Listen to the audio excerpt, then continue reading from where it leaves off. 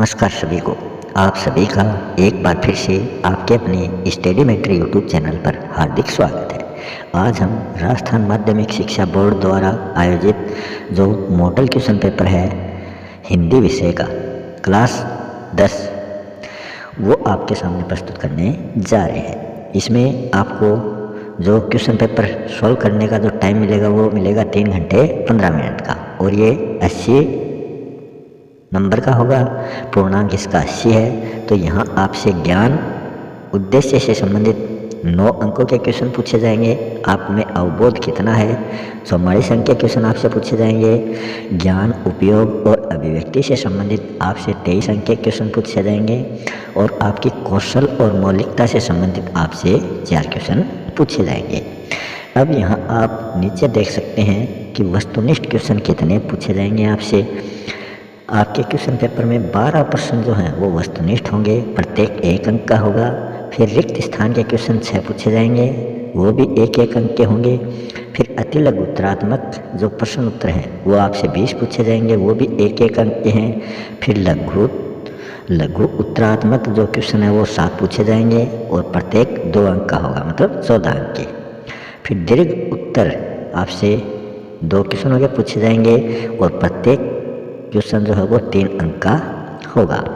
फिर निबंधात्मक क्वेश्चन आपसे 4 पूछे जाएंगे, और प्रत्येक 4 अंक का होगा।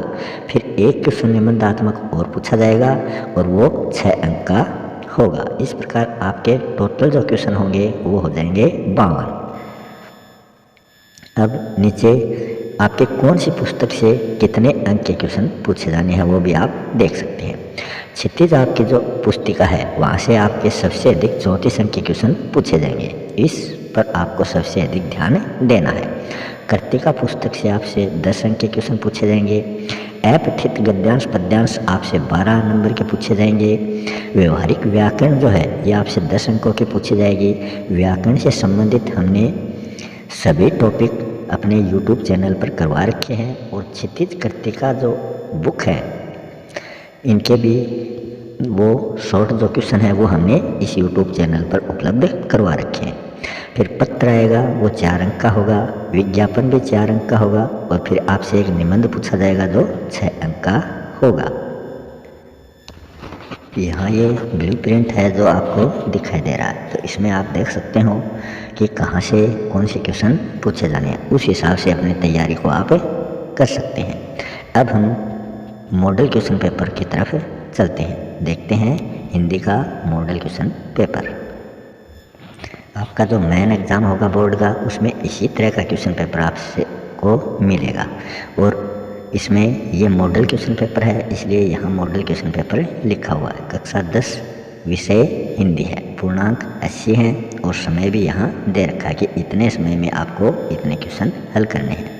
फिर यहाँ सामान्य निर्देश दिए हुए हैं जो आपको प्रत्येक क्वेश्चन पेपर पर मिलेंगे। फिर हम चलते हैं इसके सेक्शन ए की तरफ। इसमें पहला क्वेश्चन है पंडिताइन शब्द में प्रयुक्त प्रत्यय है।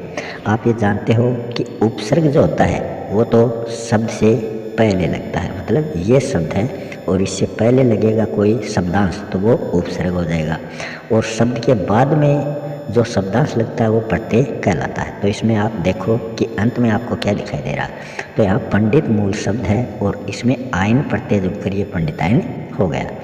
पंडित का स्त्रीलिंग पंडिताइन होता है, तो आयन प्रत्यय हो गया।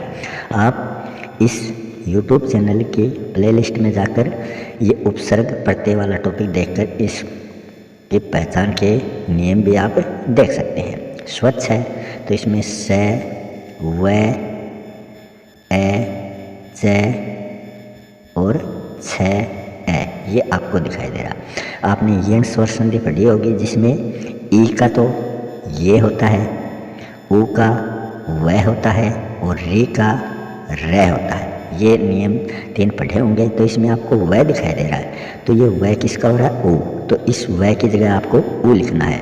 तो स और ऊ तो हो गया सु, और आगे ए आधा च और छ का छ अच्छ, सुधन अच्छ, तो ध इसका ऑप्शन हो जाएगा। तो ये संधि का टॉपिक भी बहुत ही आसान है, आप वहाँ से देख सकते हैं। आगे भ्रमर गीत की भाषा पूछी है, तो भ्रमर गीत जो है ये किसके द्वारा रचित है? सूरदास के द्वारा। तो भ्रमर गीत जो सूरदास के द्वारा रचित जो रचनाएं हैं वो हमेशा ब्रज भाषा में होती हैं, और तुलसीदास द्वारा रचित रचनाएं अवधी भाषा में हमें देखने को मिलती हैं। अट नहीं रही है, इसमें फाल्गुन मास का वर्णन किया गया है। जयशंकर प्रसाद का जन्म 1888 को वाराणसी काशी में हुआ था। शिव धनुष को तोड़ने वाले को परशुराम ने सहस्त्र भाव के समान माना था। शहर के मुख्य बाजार के मुख्य चौराहे पर नेताजी सुभाष चंद्र बोस की प्रतिमा लगी थी, जिसके चश्मा गायब था। यही सच कहानी ये मनु भंडारी द्वारा रचित है, जो एक डायरी शैली में लिखी गई है। लखनवी अंदाज यशपाल द्वारा रचित एक कृति है, जिसमें नई कहानी के लेखकों पर व्यंग्य किया गया है। मानव संस्कृति जो है वो कभी भी विभाजित नहीं होती, वो अविभाज्य है। मेहनत कश बादशाहों का जो शहर है वो गंतोक को माना जाता है। पिताजी तारकेश्वर को प्यार से, ये आपका माता का आंचल जो शिवपूजन साय द्वारा रचित अध्याय है, उसमें आपको देखने को मिलेगा भोलानाथ। फिर आपसे नीचे रिक्त स्थान में व्याकरण से संबंधित क्वेश्चन पूछे गए हैं, तो आप व्याकरण की प्ले लिस्ट में जाकर वो देख सकते हैं सभी।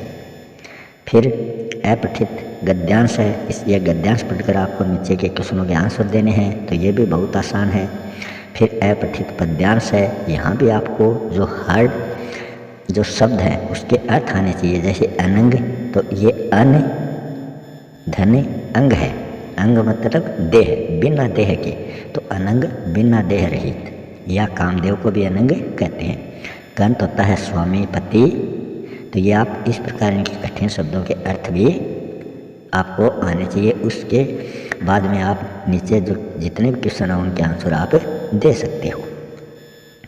फिर आगे हम देखें, काशी संस्कृति की पाठशाला है, तो ये नौबत खाने वाला जो अध्याय है, नौबत खाने में इबादत, तो उस अध्याय से ये क्वेश्चन पूछा गया है। यतीन्द्र मिश्र इसके रचनाकार माने जाते हैं।